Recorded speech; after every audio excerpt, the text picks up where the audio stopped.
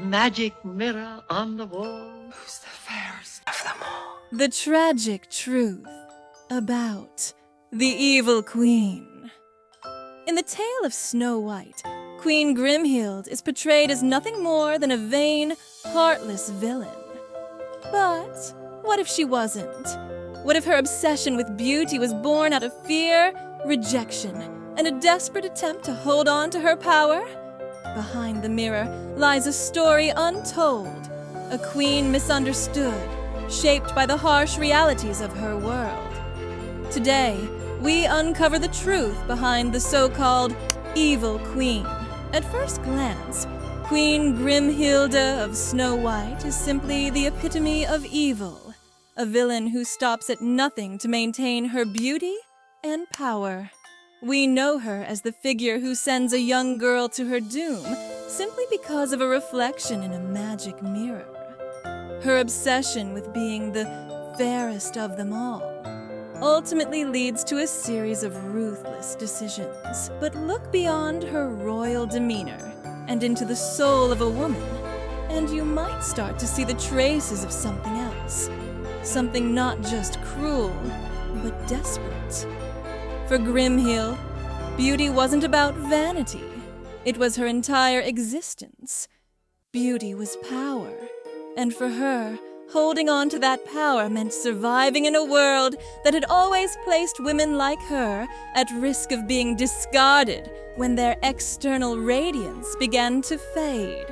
Born into a time and place where women were valued not for their intellect or skills, but for their beauty and youth, Grimhilde's story begins with a reflection of those societal values. She was once celebrated as a stunning, powerful queen, a symbol of a kingdom's glory, adored for her appearance. This praise was given to her not just by the people, but by her own heart, being loved, adored, and most importantly, feared for her looks allowed her to hold her place.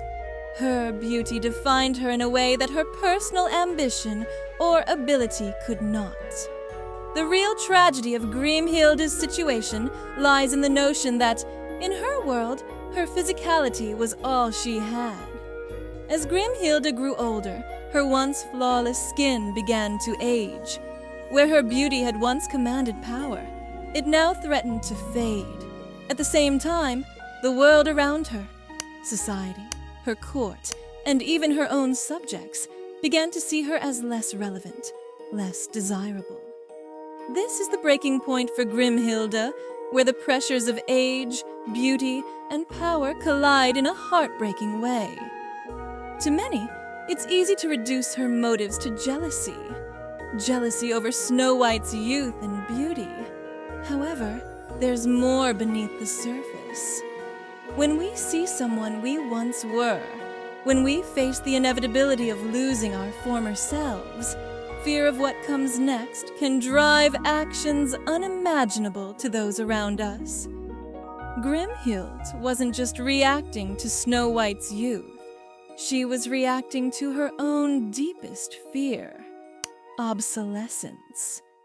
In Grimhilde's eyes, Snow White wasn't just a rival. Snow White represented everything she would never be again, the symbol of the beauty she was losing and the power it brought.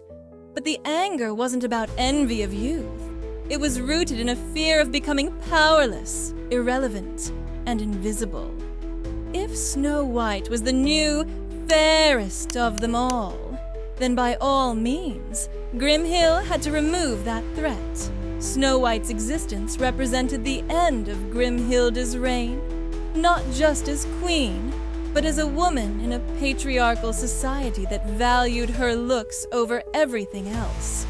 In some ways, Grimhilde's heart-wrenching attempt to destroy Snow White can be seen as an attempt to preserve herself. Not just her beauty, but her entire sense of worth. Grimhilde's actions, while monstrous, come from a human place, a deep sense of fear and vulnerability. To truly understand her, we must put aside the notion that she is just evil because of jealousy. What if this rage wasn't driven by a sense of entitlement, but rather by a visceral, deeply personal anxiety about her worth in a world that judges her only on her beauty? At the moment, she looks into the mirror. It's not just a magical reflection of her external beauty she sees. It's a reminder of her fears about everything she's built being undone by the inexorable passing of time. It's the heartache of knowing that the world will soon look at her in the same way it looks at aging women everywhere, as if they are no longer of value. As we examine the way society judged Grimhilde, it becomes clear that her greatest adversary wasn't just Snow White, but time itself. The curse of aging is something no woman can escape. And in this sense, Grimhilde is an embodiment of the fears so many face in a world where their worth is conditional. She spent her life as a symbol of grace and beauty. But once time took that from her, her entire sense of self crumbled.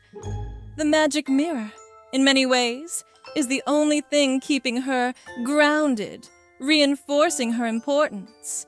Without the mirror's affirmations, she might have been lost, adrift in a society where beauty dictated her value. Though some might say her obsession with beauty made her heartless, perhaps we can ask a different question.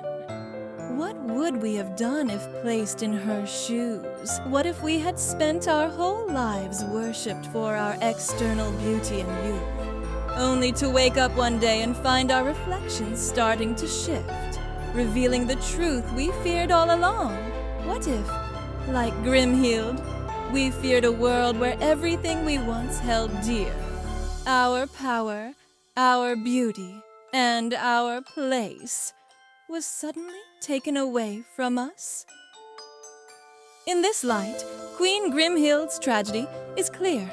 She is a woman born into a world that valued her only for her looks, and when those began to fade, so did her power. Her quest to destroy Snow White was not just born of jealousy, it was a desperate attempt to reclaim the only thing that had ever given her security.